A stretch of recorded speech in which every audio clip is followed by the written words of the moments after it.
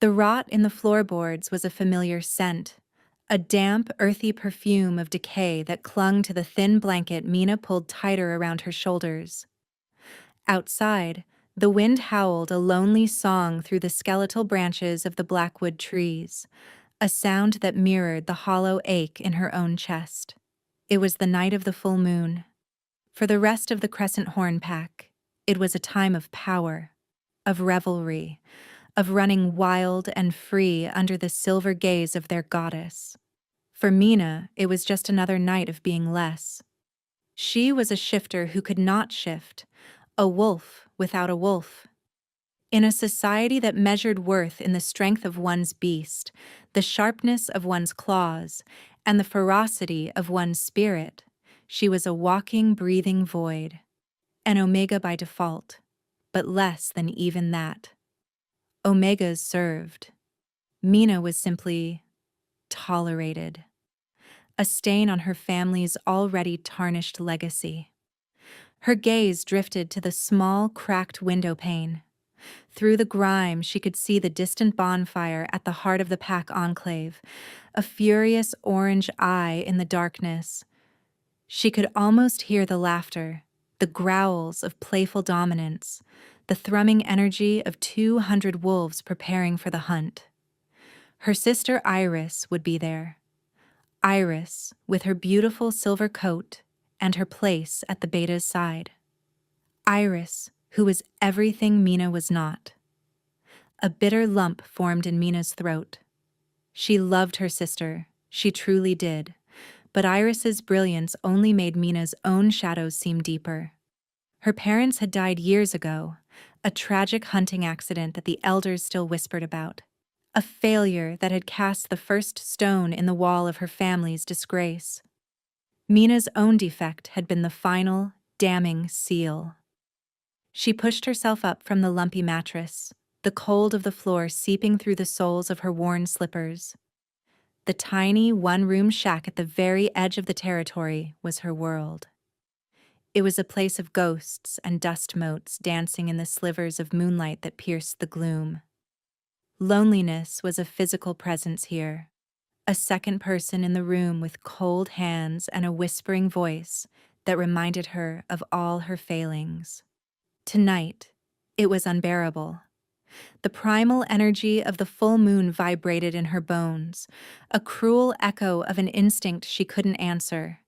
She needed a distraction, anything to drown out the sounds of the life she was barred from. Her eyes landed on a small, dark object on her cluttered nightstand, a burner phone. A relic from a trader who'd passed through months ago, discarded because it was nearly out of credit. She'd found it in a dustbin, a forgotten piece of a world beyond the woods. She didn't know why she'd kept it. On a whim, she picked it up. The screen glowed weakly, a single bar of service flickering. A crazy, reckless idea sparked in her mind. A tiny rebellion against the crushing silence. She would send a message to a stranger, a ghost reaching out to another ghost. Her fingers, clumsy from the cold, tapped out a random sequence of numbers. She didn't think, just let her thumb press the digits. Then she navigated to the message screen. What did one say to a complete stranger? The absurdity of it made a hysterical giggle bubble in her chest. It felt like screaming into the void. She typed out the stupidest, most groan-worthy shifter joke she could think of, one her father used to tell her before everything went wrong. Why don't werewolves ever play poker in the jungle? She paused, a small, sad smile touching her lips. She typed the punchline, "Too many cheetahs." She stared at the words on the screen. It was pathetic. It was foolish. It was the act of a girl so profoundly alone she was texting jokes to the universe. With a sigh that turned into a shuddering breath, she pressed send. The screen confirmed, "Message sent." Mina tossed the phone back onto the nightstand and flopped back onto the bed, pulling the blanket over her head. The wind shrieked. The distant revelry continued. Nothing had changed. It was a stupid, pointless gesture. She closed her eyes, praying for a sleep that would not come, completely unaware that she had not just screamed into the void. The void was about to scream back. Miles away, in the heart of a fortress carved from black mountain stone, agony was a living thing. Alistair, the Alpha King of the Shadowfang Consortium, was chained to his throne. The silver chains, thick as a man's wrist and etched with runes of suppression, sizzled where they touched his skin, but they were a necessary torment. They were the only things that kept the monster inside him from tearing its way out and slaughtering everyone within a 10-mile radius. The full moon was not a gift for him. It was a curse, an ancient malediction that twisted his wolf, the powerful, noble beast it should have been, into a grotesque parody of rage and pain. It warped his flesh, turning his shift into a nightmare of breaking bones and screaming muscles. What emerged was not a wolf, but a creature of shadow and fury that knew only destruction. His guards, the most elite and loyal of his pack, stood outside the throne room, their faces grim. They knew the sounds, the guttural roars, the sickening snaps of bone, the violent thrashing against his restraints. They knew their king was battling a war within himself, a war he was slowly losing. Julian, his beta, and the closest thing he had to a friend, stood just inside the massive iron-wrought doors, his fists clenched. He watched Alistair, whose human form was contorted on the obsidian throne, sweat beading on his brow, his knuckles white where he gripped the armrests. His eyes, usually the color of molten gold, were flickering with a malevolent black energy. "Your Majesty," Julian said, his voice low and steady. "Breathe. Fight it."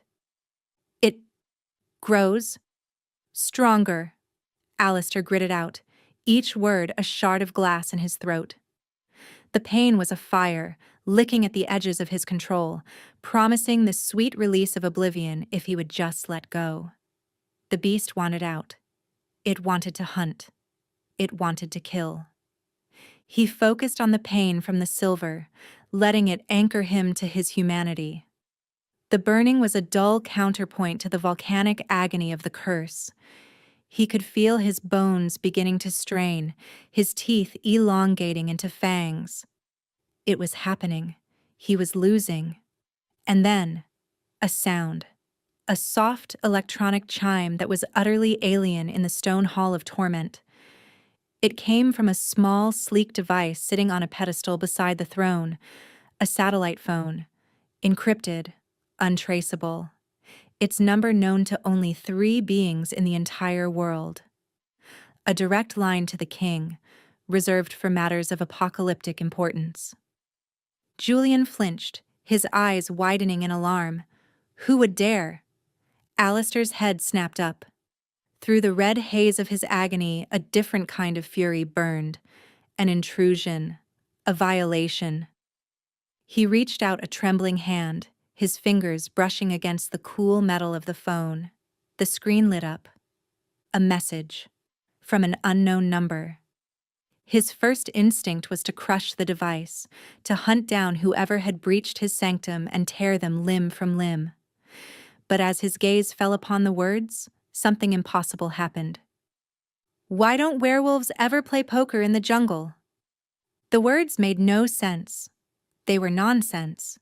Too many cheetahs.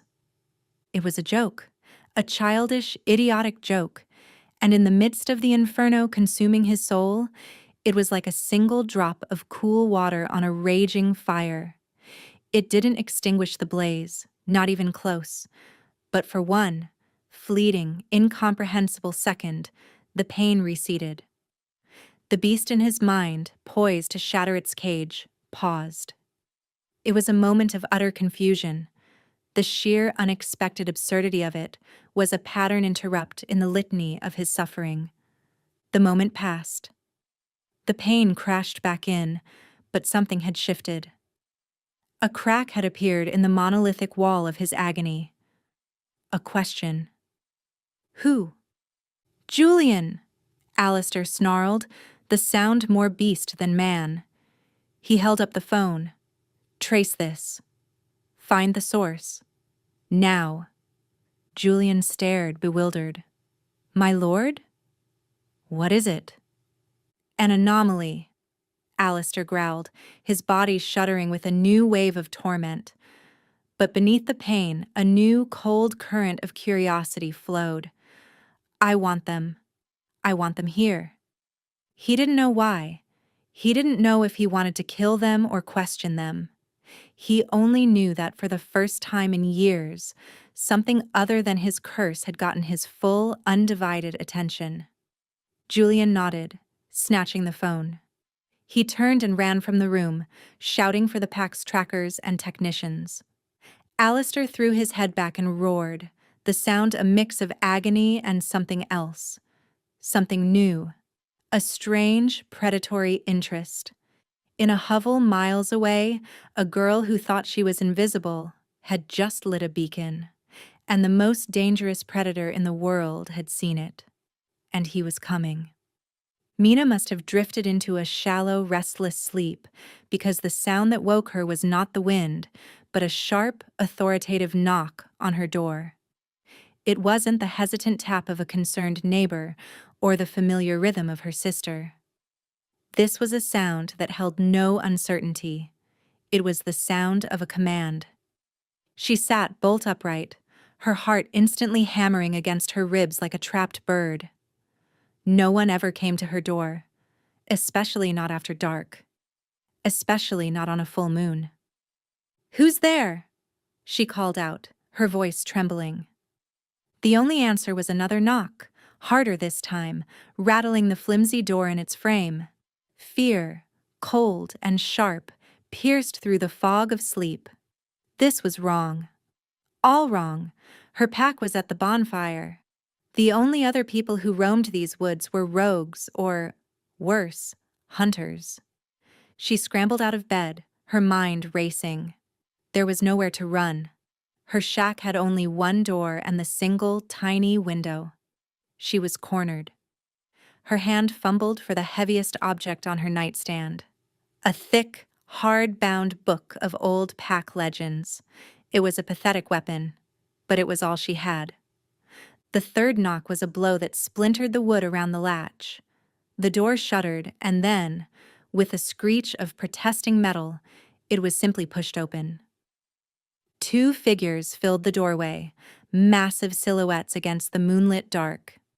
They were dressed in black tactical gear, their presence radiating a quiet, lethal competence that made the air in the tiny shack feel thick and hard to breathe. They were Shadowfang warriors. Mina had only ever heard stories of their brutality, their silence, their absolute loyalty to their monstrous king.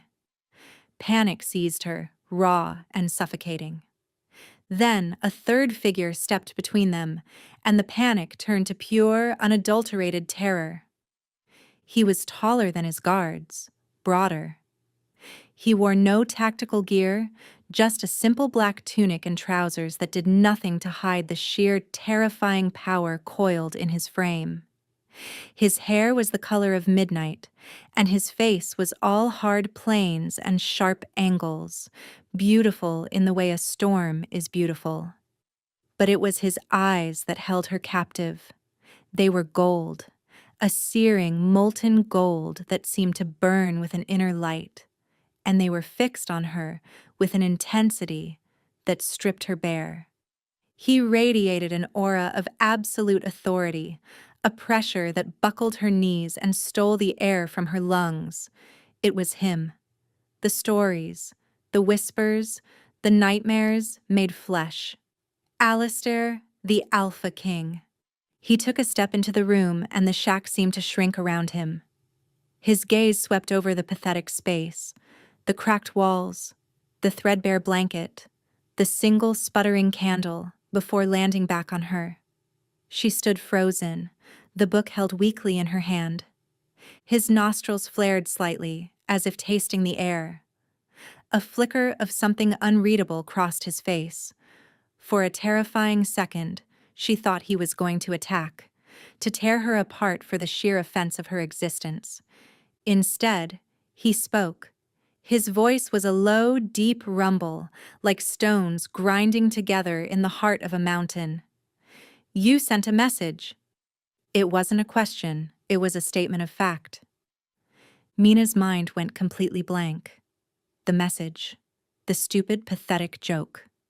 It couldn't be. It was impossible. She'd typed a random number. How could...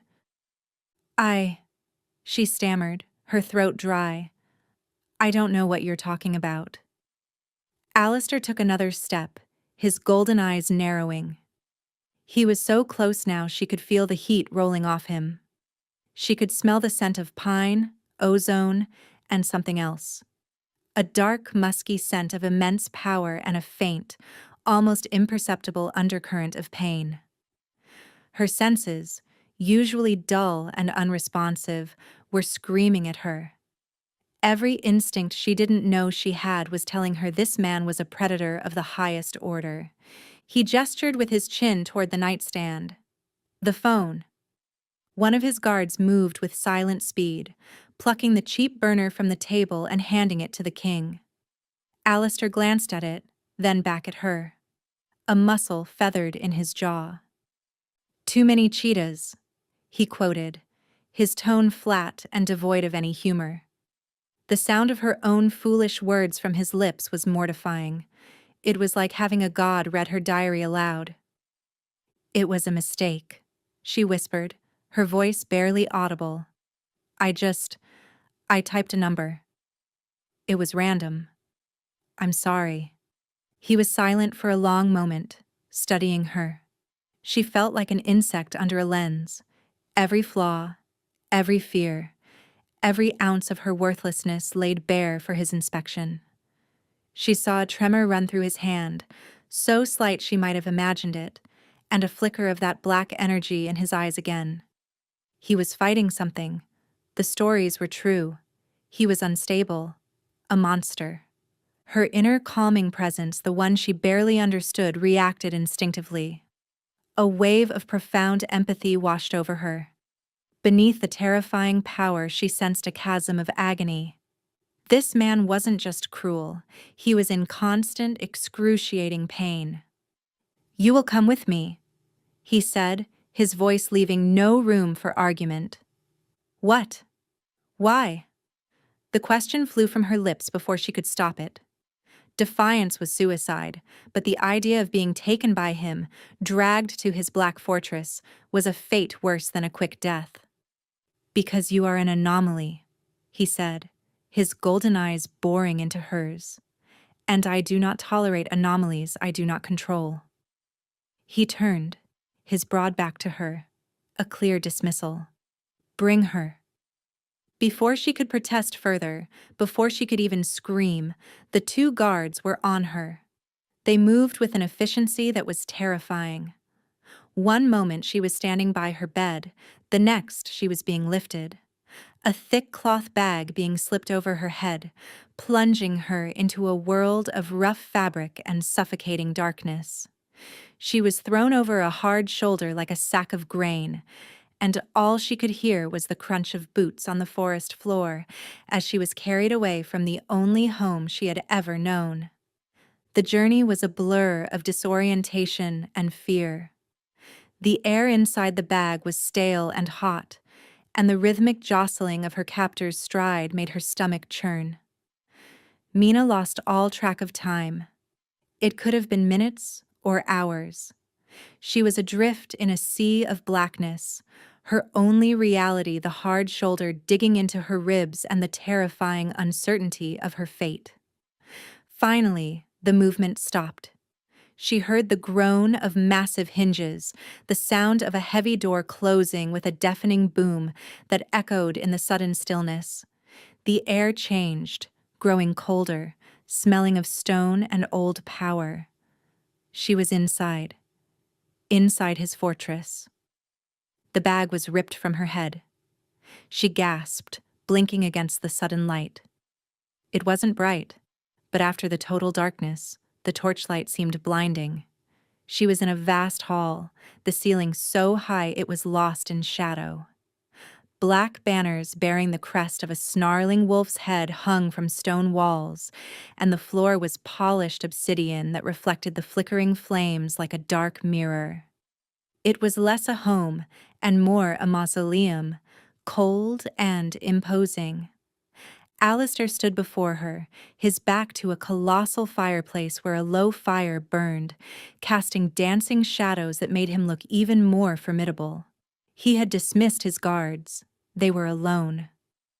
"Why am I here?" Mina asked, finding a sliver of courage in her desperation. She was already a prisoner.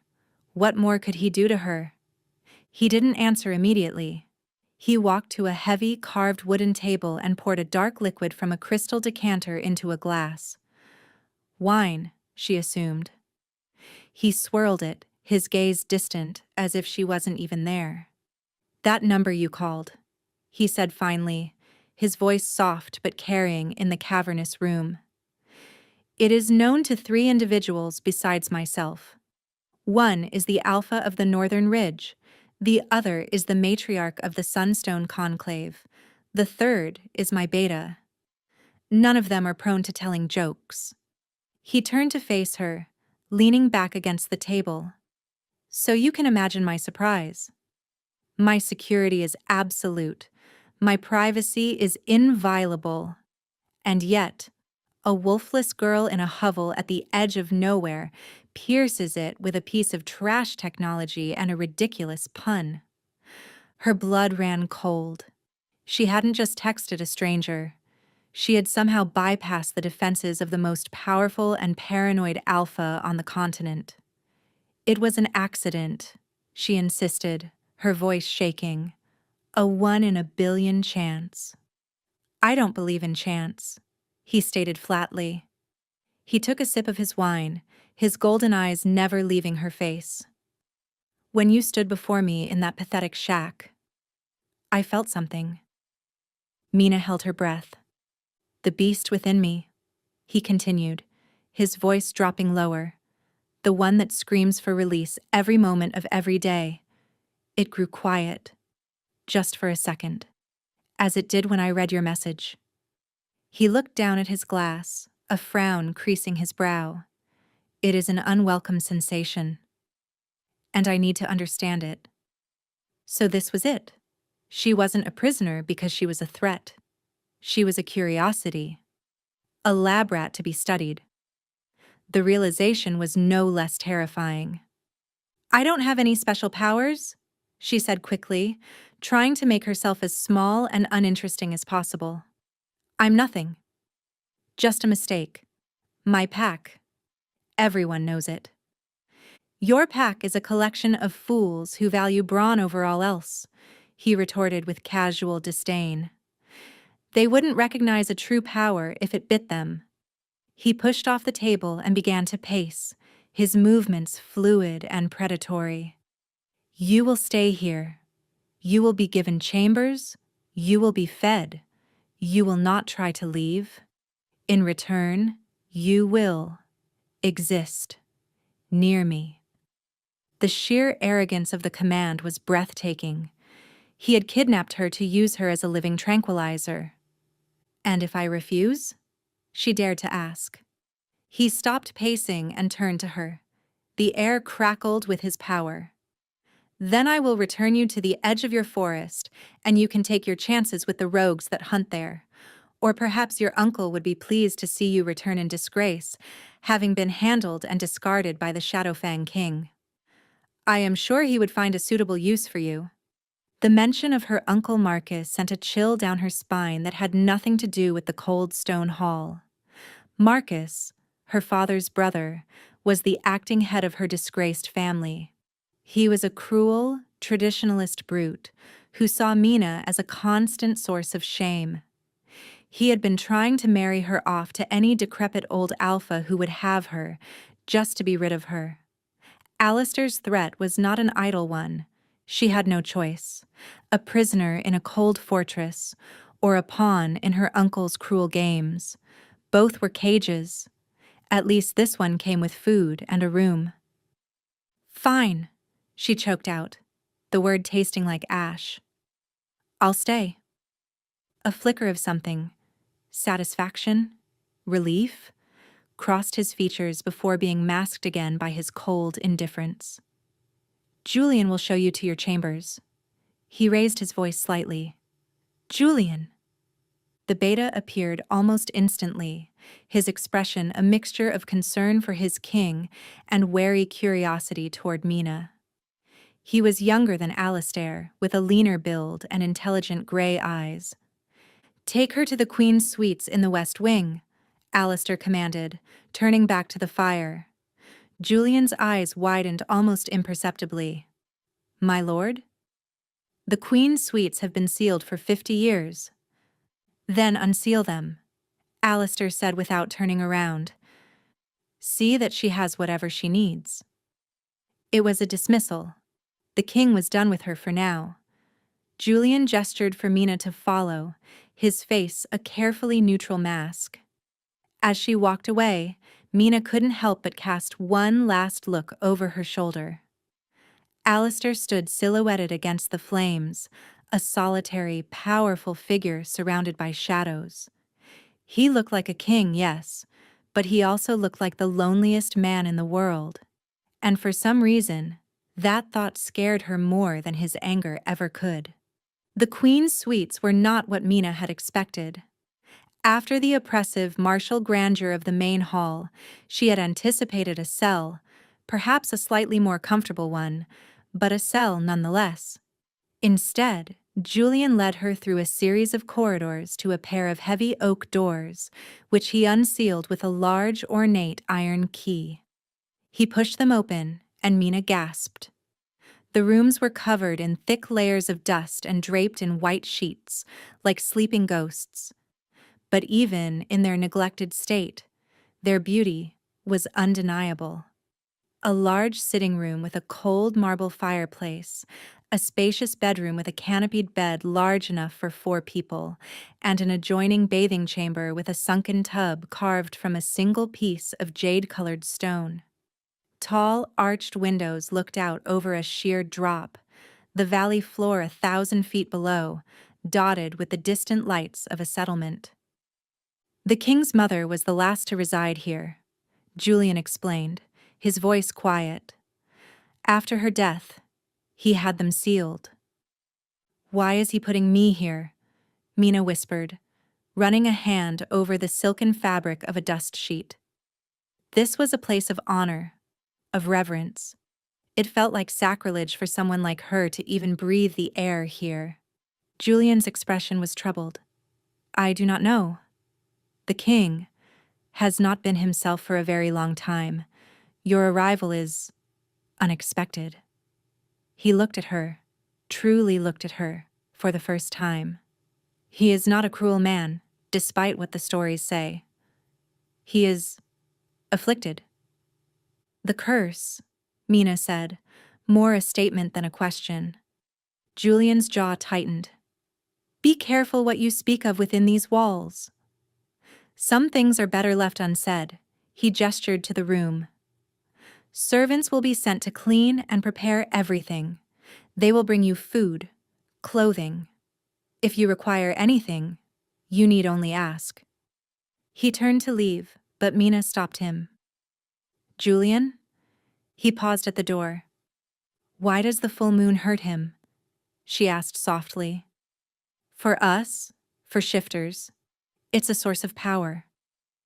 Julian's face was a mask of sorrow. For him, the power is poison. An ancestor of his made a pact with a shadow spirit for victory in a great war. The power was won, but it came with a price, a corruption of the bloodline. For most, it lies dormant. For him, the strongest of his line in centuries, it has fully awakened. The moon doesn't empower his wolf. It feeds the monster that wears its skin. He left, closing the doors softly behind him, leaving Mina alone with the dust and the ghosts and the terrible new knowledge. Alistair wasn't just a king burdened by a curse. He was the inheritor of a poisoned legacy. Over the next few days, a strange routine began to form. Servants, silent and efficient, cleaned the suites until they gleamed, filling the wardrobes with beautiful gowns and the pantry with food. They treated her with a baffling mixture of fear and reverence, bowing their heads and avoiding her eyes. She was the king's something. No one knew what, and so they defaulted to treating her like royalty. Alistair would summon her, usually in the evenings. He never did it himself. A guard would appear at her door with a simple message. "The king requires your presence." She would be led to his private study, a room lined with books from floor to ceiling, a fire always crackling in the hearth. He would be sitting in a large leather armchair, a glass of wine or brandy in his hand. And he would command her to talk. "Tell me a story," he'd said the first time, his voice a low growl. She had frozen, her mind a complete blank. "What kind of story?" "Any kind. I do not care. Just fill the silence." And so she did. Hesitantly at first, she recounted the old pack legends her father used to tell her. Tales of the first wolves, of moon goddesses and sun gods, of epic hunts and fated mates. As she spoke, she would watch him. He would lean his head back, close his eyes, and the tense, rigid lines of his body would soften. The tremors in his hands would cease. The pained furrow between his brows would smooth out. Her voice, her presence, it was a balm to his tormented soul. He was using her like a drug, and she knew it. But a strange thing happened as the days turned into a week.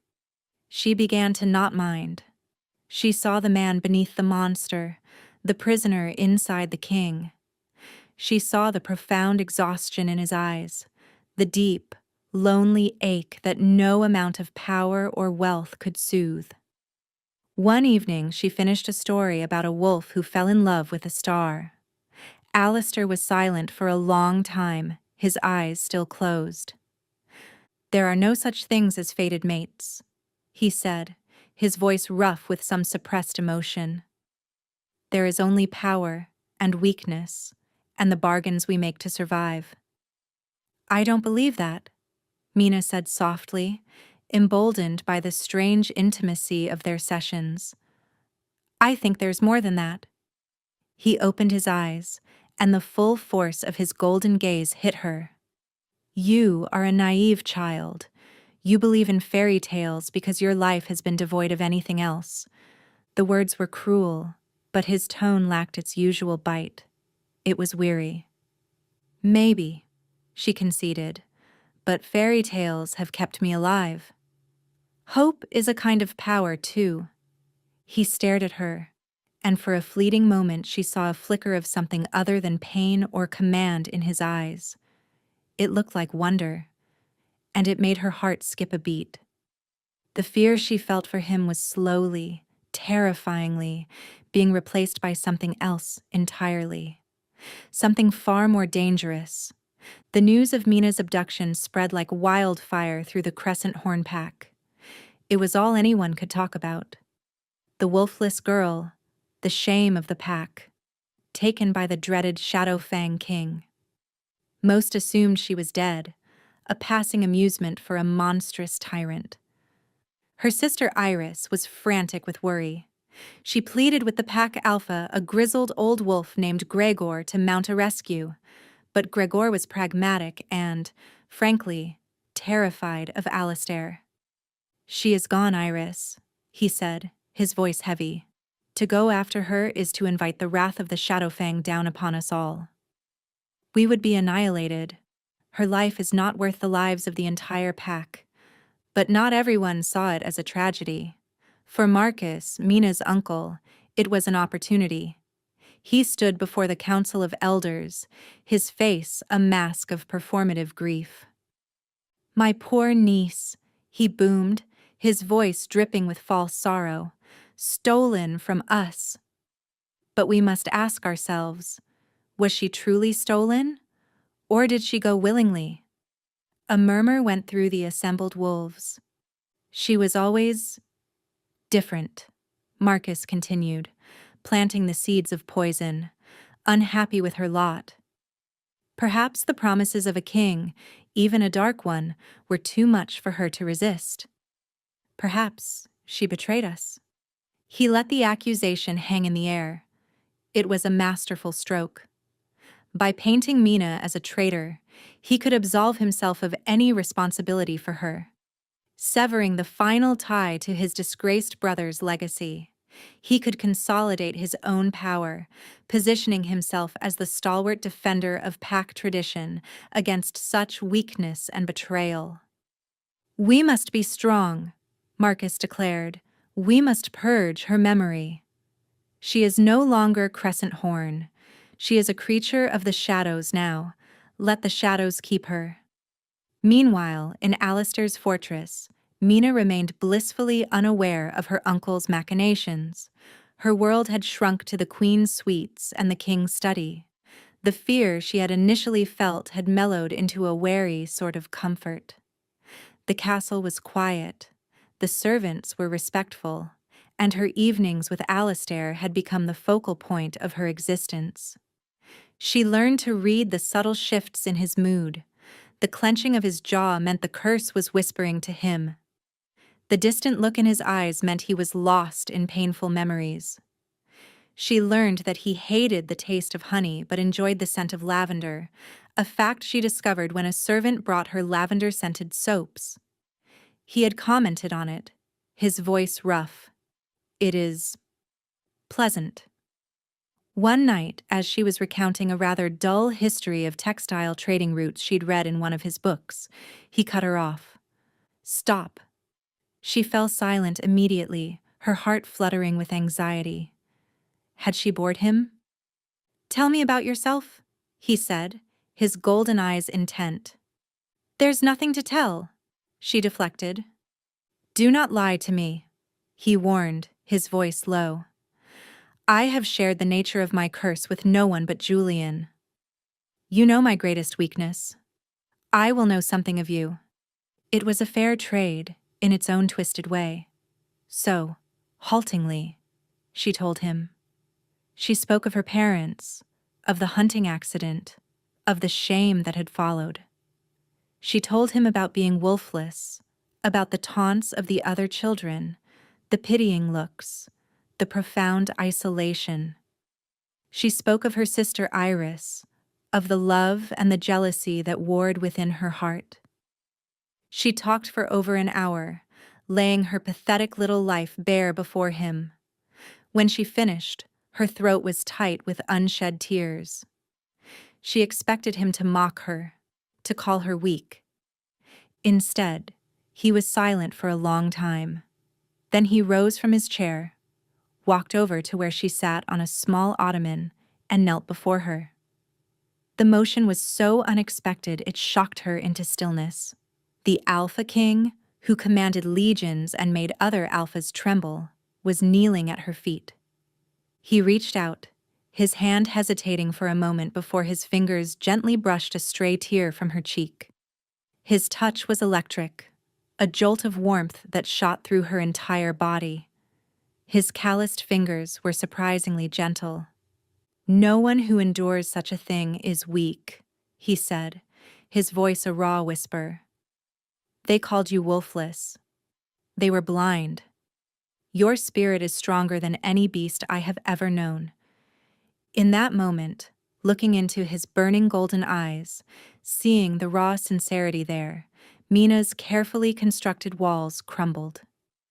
The fear, the resentment, the cautious curiosity, it all melted away, replaced by a wave of emotion so powerful it left her breathless.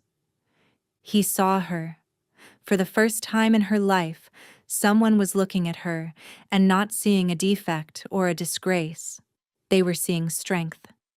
And as he knelt before her, his thumb stroking her cheek, she knew she was completely and irrevocably lost. She was falling for the monster. Or perhaps She was falling for the man trapped inside. The moment hung between them, fragile and charged. Alistair's touch was a brand on her skin, his words a balm on wounds she hadn't known were still bleeding.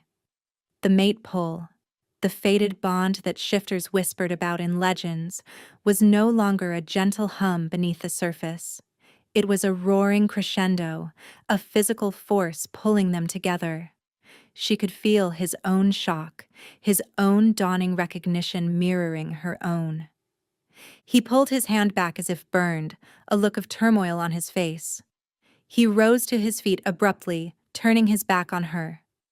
"Leave!" he rasped, his voice strained. "Alistair!" she began, her own voice trembling. "Go!" he roared, the sound echoing with the monster's fury.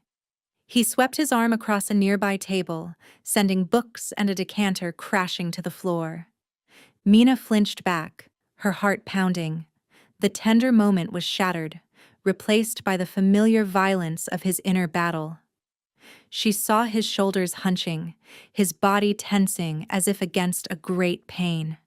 He was fighting himself, fighting the realization of what she was to him.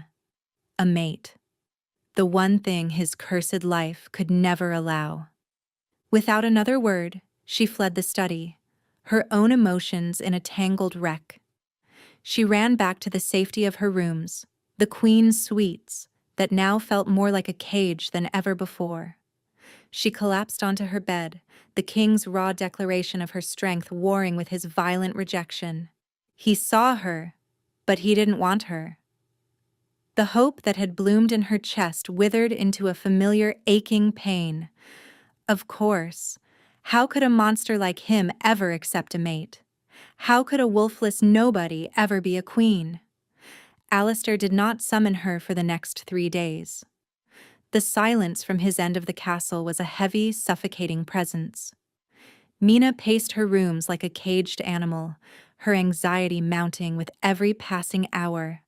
The servants who brought her meals were more timid than ever, their eyes wide with a fear she now understood was a reflection of the King's own state. He must be in agony, pushing her away because her presence, the presence of his mate, was likely intensifying his struggle. On the 3rd night, Julian appeared at her door. His face was etched with exhaustion and worry. "You have to come," he said, his voice urgent. "It's the King. He's bad. Worse than I've ever seen him." "He told me to leave," Mina protested, her fear for him warring with the sting of his rejection. "He is a fool, and he is dying," Julian snapped, his usual composure gone. "The curse. It feeds on his pain, his isolation. Realizing you are his mate and believing he cannot have you, it has given the beast a foothold like never before. He has locked himself in the throne room. He won't let me in, but he might let you." Without another thought, Mina followed him. They raced through the cold, silent corridors to the massive iron doors of the throne room. From within, she could hear a low, continuous growl, punctuated by the sickening sound of something heavy hitting the stone walls. "Alistair!" Julian shouted, banging his fist on the door. "Let me in!"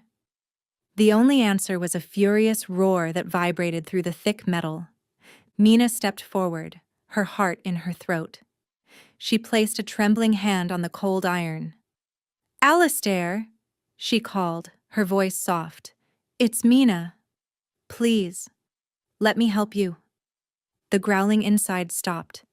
There was a moment of absolute silence, so profound it was more terrifying than the noise. Then, with a slow, grinding screech, the heavy bar on the inside of the door was lifted.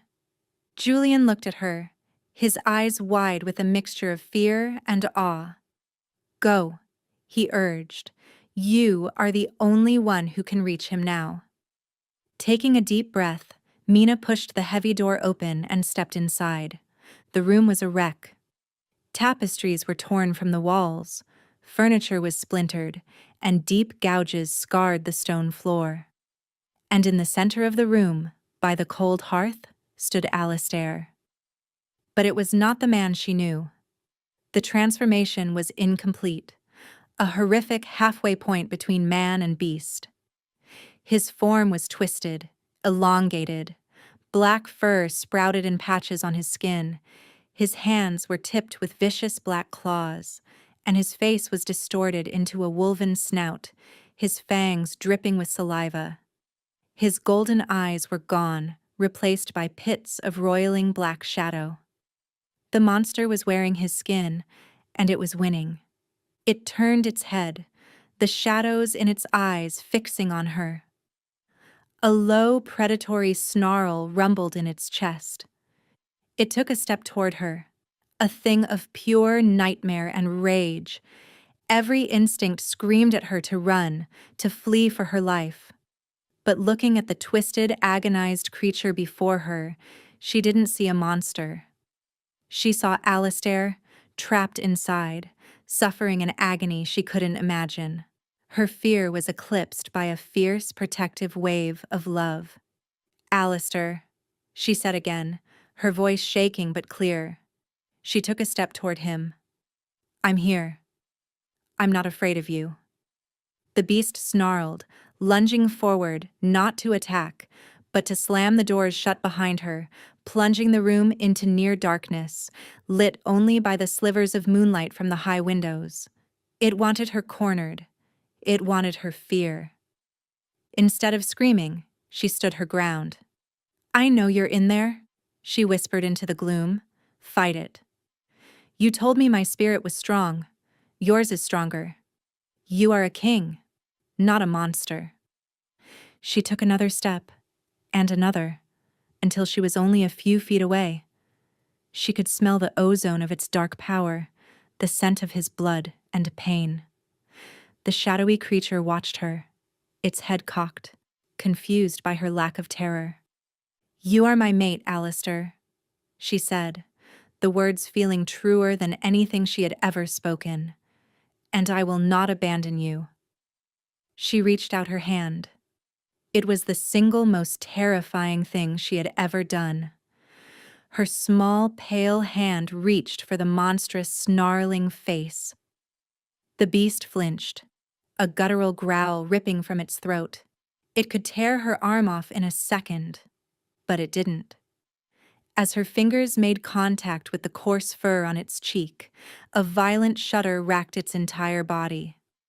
A pained, human sound escaped its throat. The roiling blackness in its eyes flickered, and for a single, breathtaking second, she saw a flash of molten gold. He was still in there, and he was fighting his way back to her. The touch was a cataclysm. For the beast, it was an agonizing burn, a touch of purity against its corrupt essence. For Alistair, buried deep within, it was a lifeline, a beacon in the roaring darkness. Mina's scent, her voice, her impossible courage, it was an anchor for his ravaged humanity. The creature thrashed, shaking its head, trying to dislodge her hand, but it was a half-hearted gesture. It was confused. Its programming was simple: rage, kill, destroy. Her response did not compute. She did not fight. She did not flee. She touched it with tenderness. "It's all right," Mina whispered, her voice a soothing balm against the inferno of his curse. She didn't pull her hand away.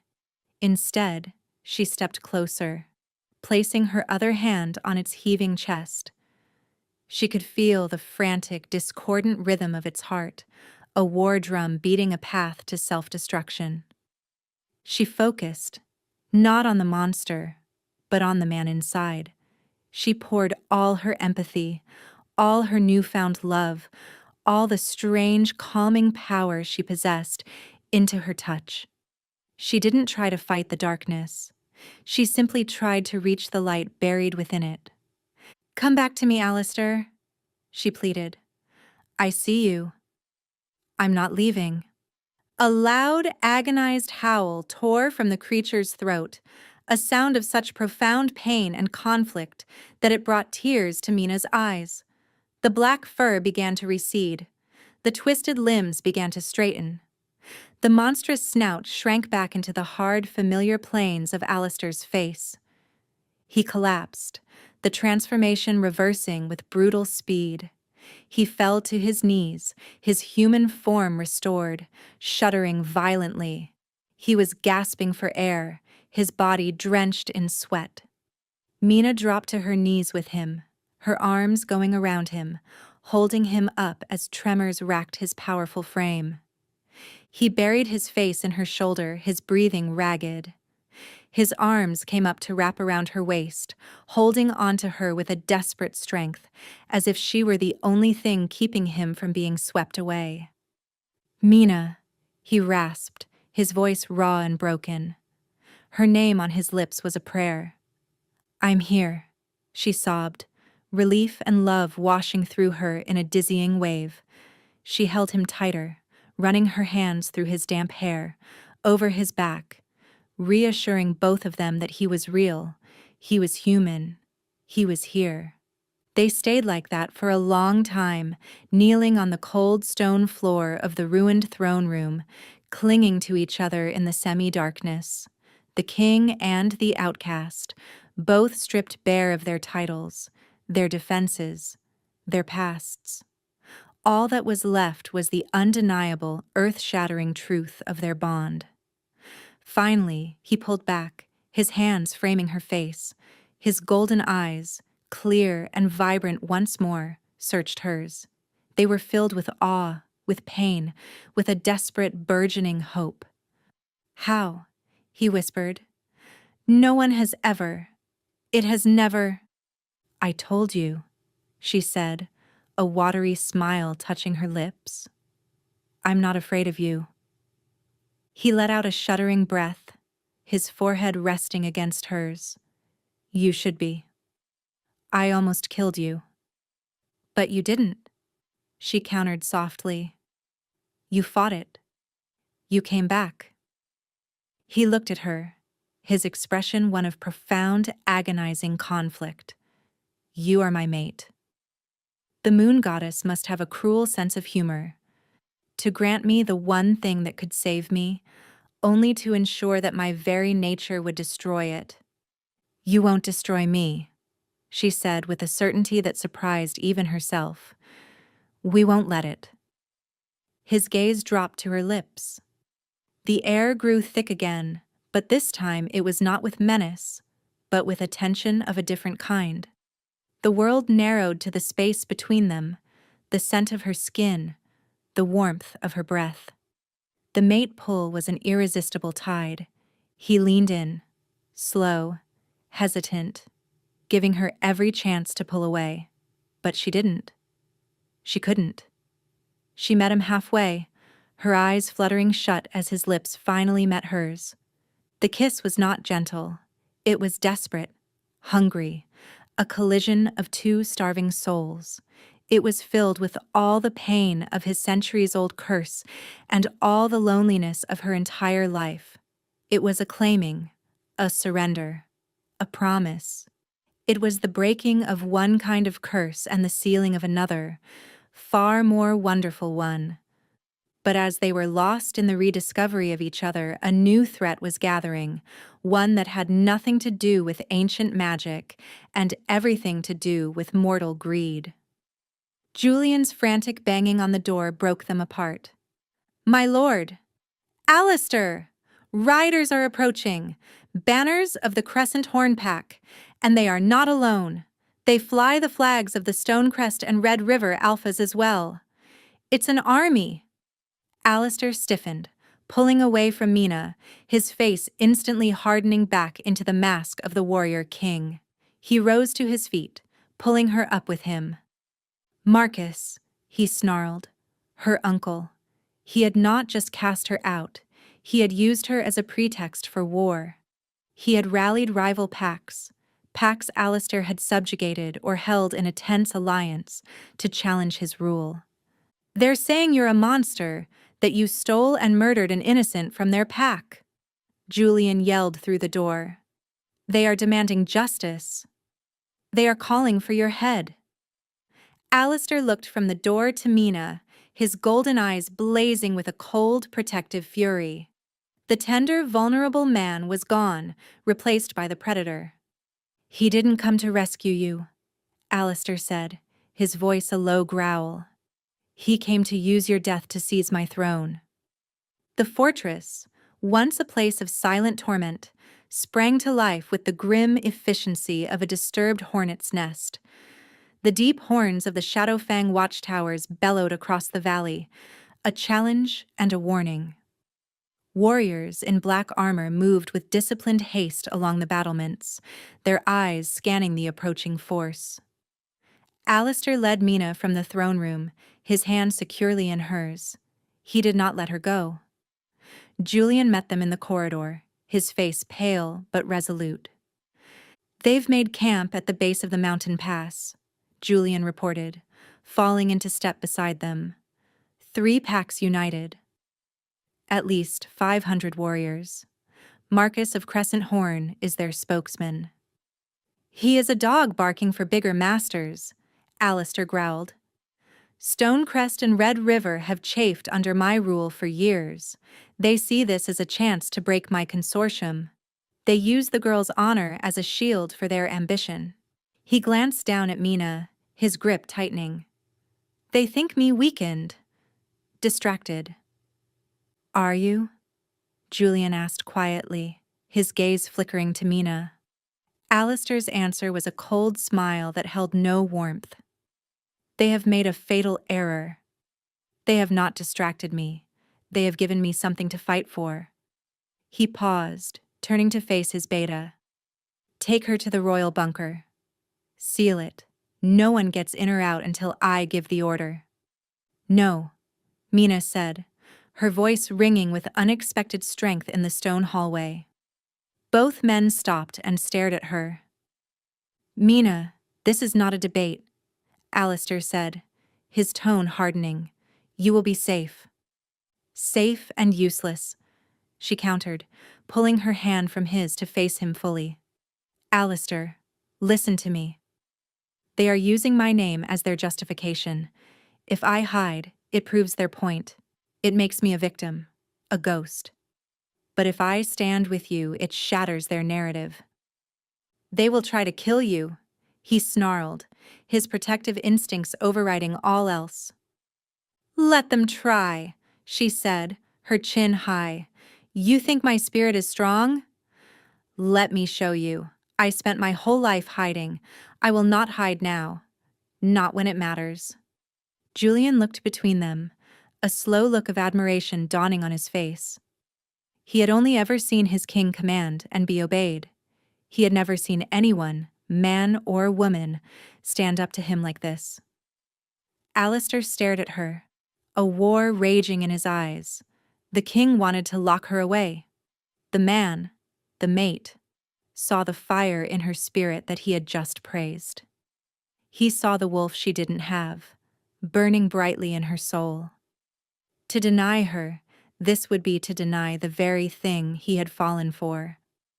"Very well," he said finally, the words costing him. "You will stay by my side. But if the battle turns, Julian has my explicit order to drag you to the bunker, whether you agree or not. Is that understood?" "Understood," she agreed, her heart soaring. He was listening to her. He was treating her as a partner, not a possession. They ascended to the main parapet, a wide stone walkway overlooking the single winding path that led up to the fortress gates. The wind was sharp and cold, whipping Mina's hair across her face and tugging at the simple dress she wore. Below, the valley floor was dotted with the campfires of the enemy army, a constellation of hostile stars. From the assembled forces below, a small party of 3 riders broke away, carrying a white flag of parley. They rode to the base of the fortress walls. In the center was Marcus, his face puffed up with self-importance. On either side of him were the grim-faced alphas of the Stonecrest and Red River packs. "Alistair of Shadowfang!" Marcus bellowed, his voice carrying on the wind. "You stand accused of abducting and murdering my niece, Mina of Crescent Horn. You are a cursed beast, a blight upon our lands. Your reign of terror is over. Surrender now, and we will grant your warriors mercy." Alistair stepped to the edge of the parapet, a commanding and terrifying figure looking down on them. Mina stood just behind him, her hand resting on his arm. "You speak of murder, Marcus," Alistair called down, his voice effortlessly projecting over the valley, dripping with contempt. "Yet you seem surprised to see a ghost." He stepped aside, pulling Mina forward into the torchlight, into full view of the army below. A collective gasp went through the assembled soldiers. Down below, Marcus's face went from pompous to slack-jawed shock.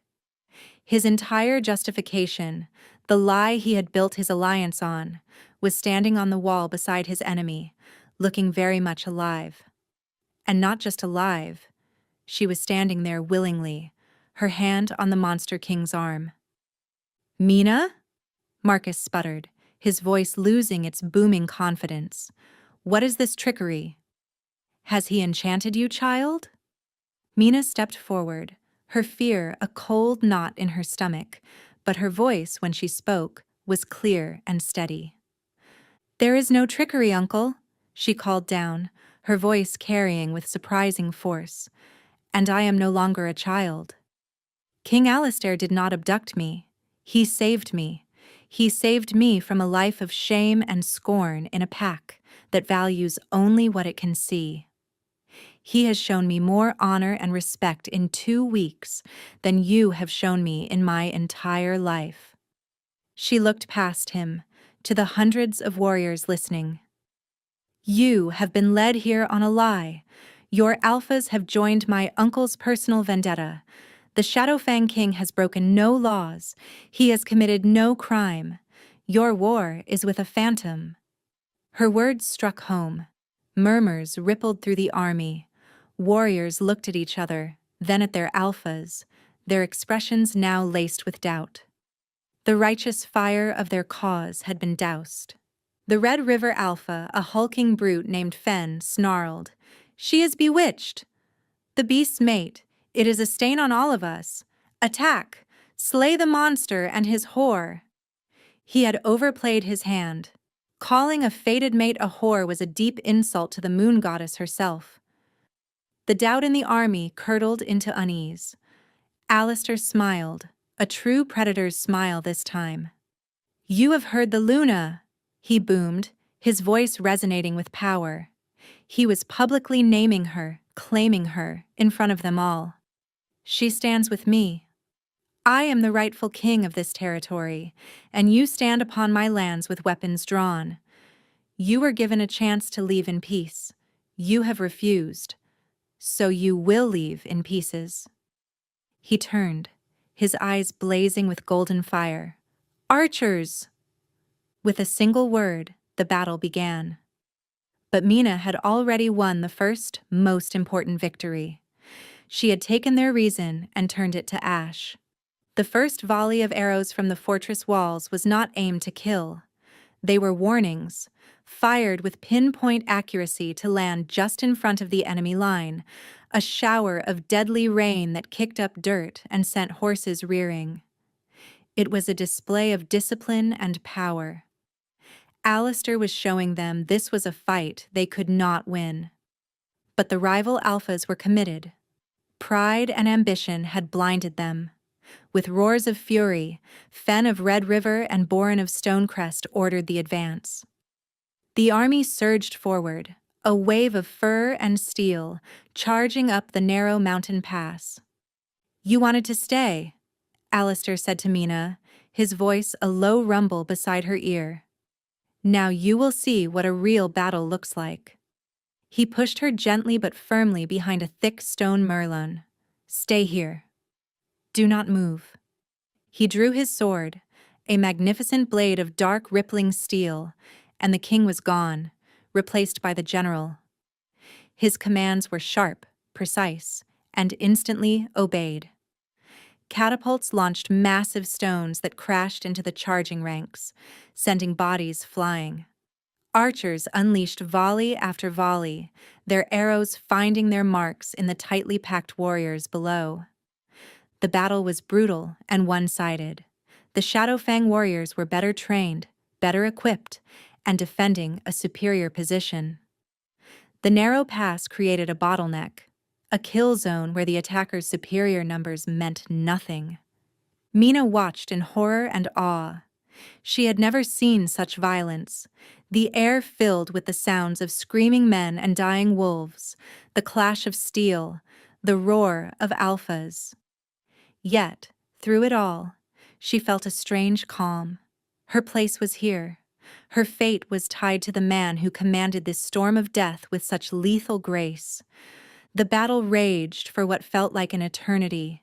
The attacking force broke against the fortress walls like a wave against a cliff, falling back, regrouping and charging again, only to be decimated. Their morale was crumbling. They had been lied to, and now they were dying for that lie. Marcus, her uncle, stayed well back from the fighting, a coward hiding behind the warriors he had doomed. He watched his grab for power fall apart, his face a mask of disbelief and fury. Then, the Red River Alpha, Fen, did something desperate. Using his immense strength, he managed to scale a section of the wall that was less steep, followed by a handful of his elite guard. They crested the parapet, landing right in the middle of a group of Shadowfang archers. Chaos erupted on the wall. Fen was a berserker, a whirlwind of claws and fury in his half-shifted form. He tore through the archers, clearing a space, his eyes wild and fixed on his true target. Alistair. Alistair met his charge without hesitation. Their swords clashed, sparks flying in the torchlight. It was a battle of titans, alpha against alpha. The other warriors gave them a wide berth, their own skirmishes paling in comparison. Mina's heart was in her throat as she watched. Fen was bigger, wilder.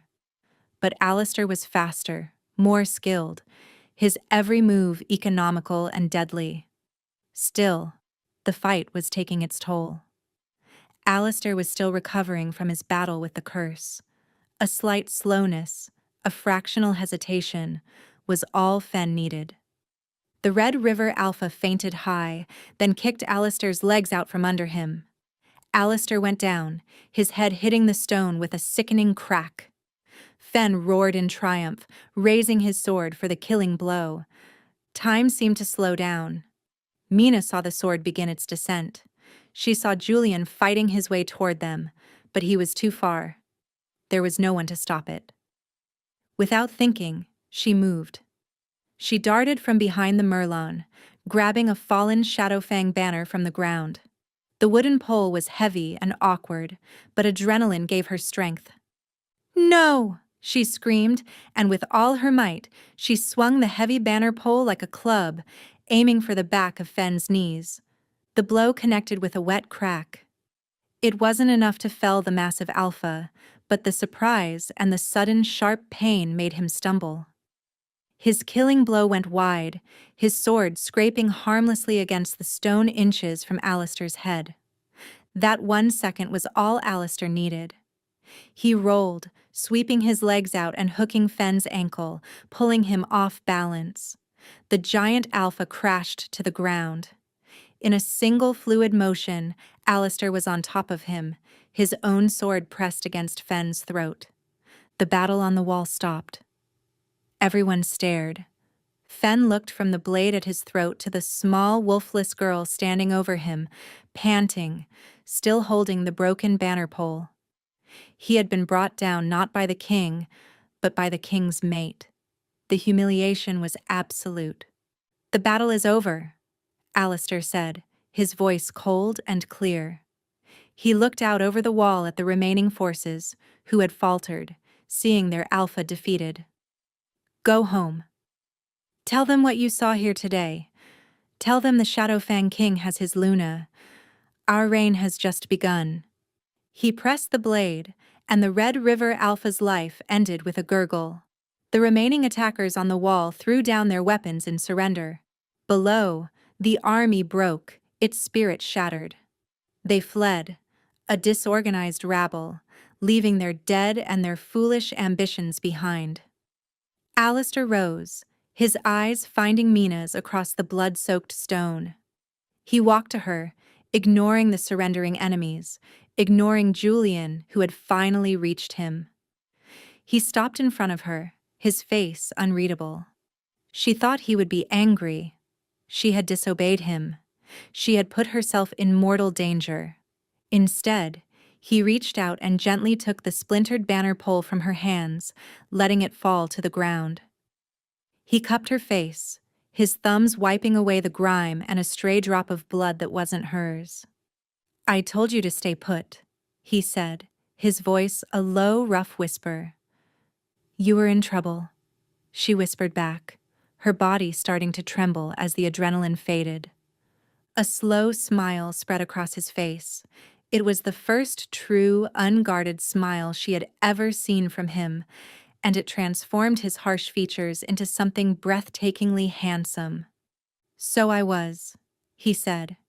He leaned down and kissed her, right there on the blood-soaked battlements, in front of his warriors and his defeated enemies.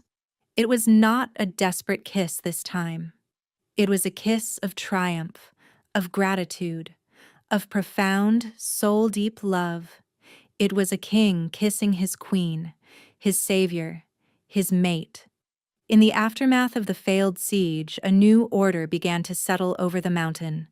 The surviving warriors of the Stonecrest and Red River packs were disarmed and held in the lower courtyards, their fate to be decided by the king.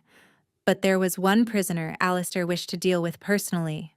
Marcus was dragged before the throne, not in the grand hall, but in Alistair's private study, the same room where Mina had first told him her stories. He was bruised, disheveled, and stripped of all his pompous authority. He knelt on the floor, trembling, flanked by two formidable Shadowfang guards.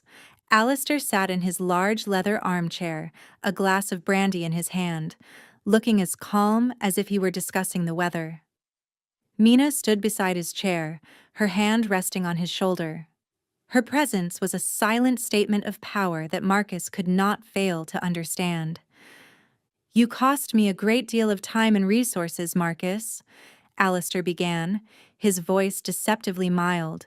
"You cost many wolves their lives." "All for a lie.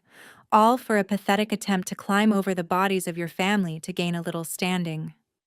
"She is a defect," Marcus spat, his fear making him reckless. He glared at Mina.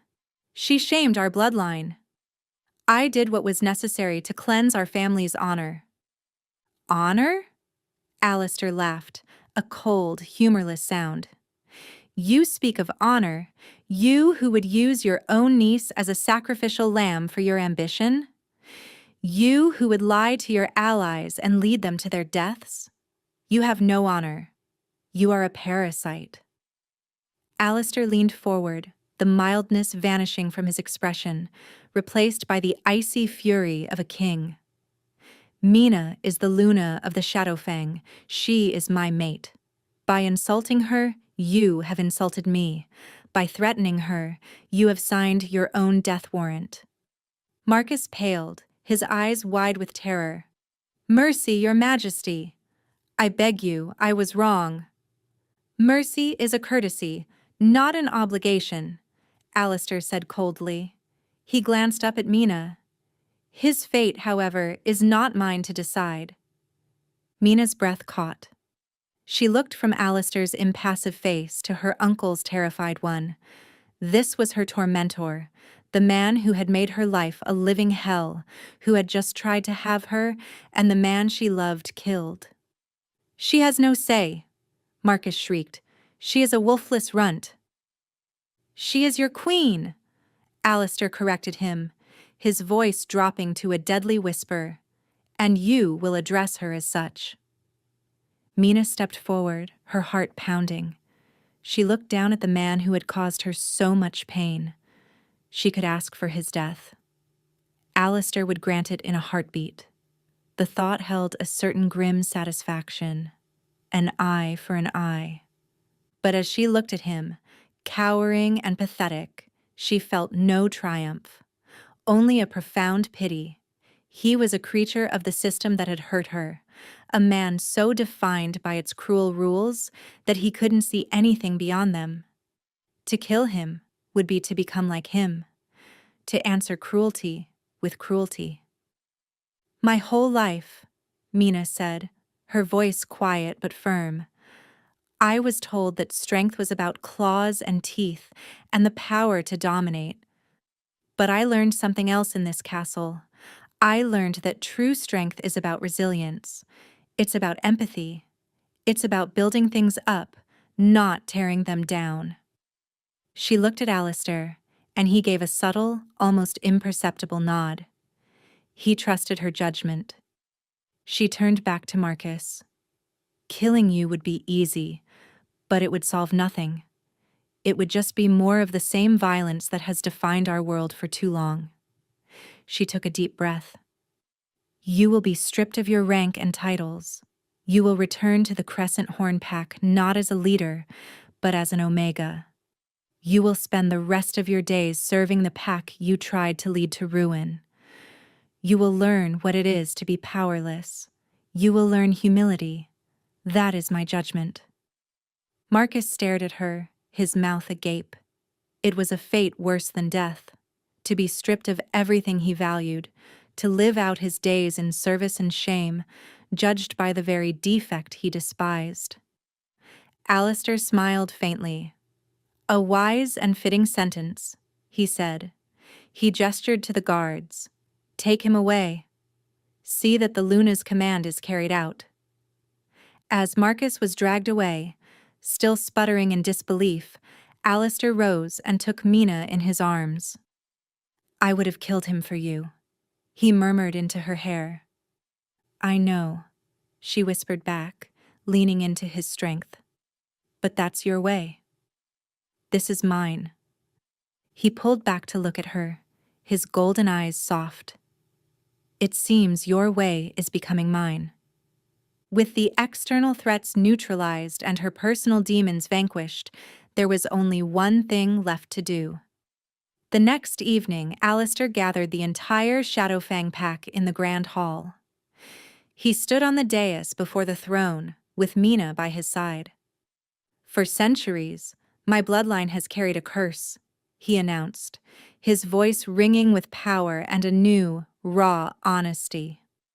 It has twisted my wolf, isolated me, and turned my reign into one of fear.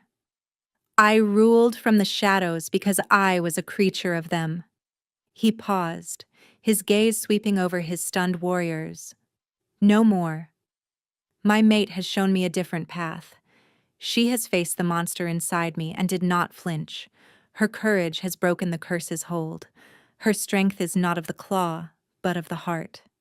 And it is a power greater than any I have ever known. He turned to Mina, taking her hand and lifting it for all to see. This is Mina, your Luna. She is my mate, my queen, and my salvation.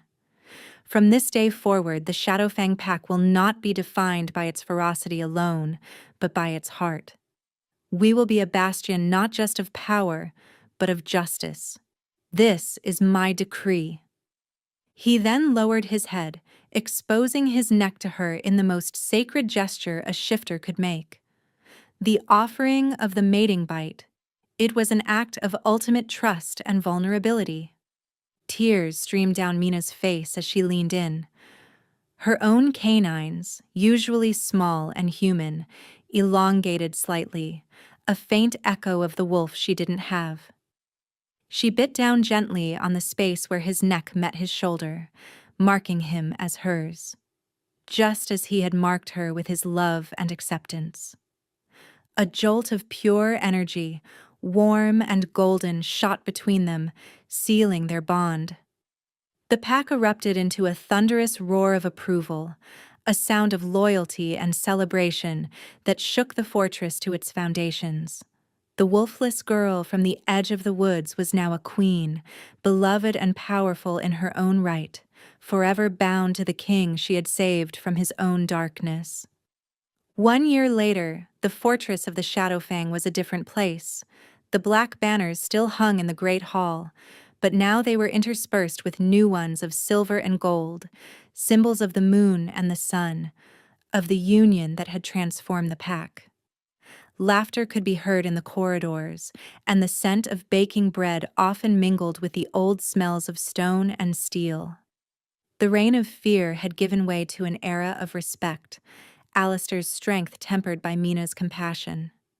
Mina stood on the balcony of the Queen's Suites, looking out over the valley. It was the night of the full moon. A year ago, this night had been one of terror and agony for the man she loved. Now it was a celebration. Strong arms wrapped around her from behind, and a familiar chin rested on her shoulder. "What is my beautiful queen thinking about?" Alistair murmured, his voice a low, contented rumble against her ear. "About how much can change in a year," she said, leaning back against his solid warmth. She placed a hand over his on her stomach, where a small but distinct bump was beginning to show. A miracle. The healers had said a wolfless shifter could never conceive, especially not with a powerful alpha. They had been wrong. "Everything has changed," he agreed, his hand spreading protectively over their unborn child. "You changed it." Below them, in the castle's main courtyard, a bonfire burned brightly. The Shadowfang pack was gathered, but they were not alone. Delegations from a dozen other packs, including a reformed crescent horn led by Mina's sister Iris, mingled with them. After the battle, Alistair had not sought retribution. Guided by Mina, he had offered new alliances, based not on subjugation, but on mutual respect. The Shadowfang Consortium was stronger than ever. From the courtyard, a magnificent wolf looked up at them. It was larger than any other, with a coat of pure, shining black and eyes of intelligent, molten gold. It was not a monster. It was Alistair's wolf, whole and uncorrupted. The curse was well and truly broken, vanquished by love and acceptance. Now, on the full moon, he could shift freely, a king in both forms. He often chose to run with his pack, a symbol of their renewed, healthy spirit. He nuzzled her neck, his human form content to stay with her tonight. "Are you happy, Mina?" he asked, his voice soft with a vulnerability that was now reserved only for her. She turned in his arms, her own filled with a love so vast it still sometimes overwhelmed her. She looked into his golden eyes, once filled with so much pain, now shining with adoration. "I found a home," she said softly. "I found a family. I found a purpose."